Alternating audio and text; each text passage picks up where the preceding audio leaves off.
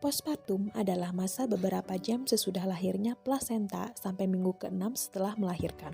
Masa postpartum dimulai setelah kelahiran plasenta dan berakhir ketika alat-alat kandungan kembali ke masa sebelum hamil, yang berlangsung kira-kira 6 minggu.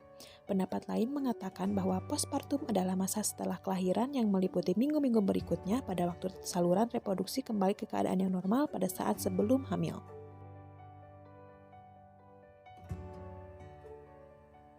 Perubahan fisiologis periode postpartum. Pada masa postpartum terjadi perubahan-perubahan pada sistem reproduksi, yaitu meliputi adanya pengarutan rahim atau involusi, lokea, perubahan pada serviks, vulva, vagina, serta perineum. Adaptasi psikologi masa postpartum.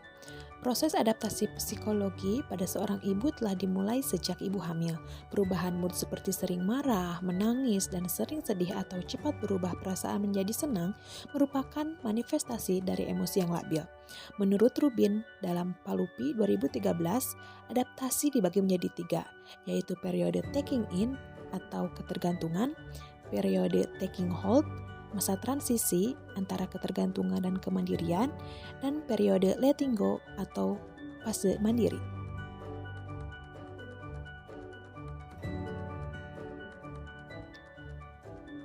Hemorrhagic postpartum adalah hilangnya darah lebih dari 500 mili dalam 24 jam pertama setelah lahirnya bayi. Pendarahan postpartum diklasifikasikan menjadi 2, yaitu early postpartum terjadi 24 jam pertama setelah bayi lahir, late postpartum terjadi lebih dari 24 jam pertama setelah bayi lahir. Etiologi. Penyebab pendarahan dibagi menjadi 3, yaitu perlukaan jalan lahir seperti ruptur uteri, robek serviks, vagina, dan lain-lain, pendarahan pada tempat menempelnya plasenta karena atonia uteri, retensi plasenta, dan lain-lain, gangguan mekanisme pembekuan darah, penyebab pendarahan paksa persalinan terlambat, diakibatkan oleh sisa plasenta, bekuan darah, infeksi, dan lain-lain. Patofisiologi atonia uteri merupakan penyebab utama terjadinya pendarahan pasca persalinan. Pada atonia uteri, uterus gagal berkontraksi dengan baik setelah persalinan, mengakibatkan pendarahan setelah janin dan plasenta lahir tidak tertutup dengan baik dan pasien kehilangan banyak darah dan syok. Kedua, robekan jalan lahir yang merupakan kedua tersering dari pendarahan pasca persalinan. Manifestasi klinik. Atonia uteri, gejala yang selalu ada seperti uterus tidak berkontraksi dan lembek, serta pendarahan segera setelah anak lahir. Gejala yang kadang-kadang timbul seperti syok. Lalu ada robekan jalan lahir. Gejala yang selalu ada diantaranya pendarahan segera, darah segar mengalir setelah bayi lahir, kontraksi uteri baik, dan plasenta baik.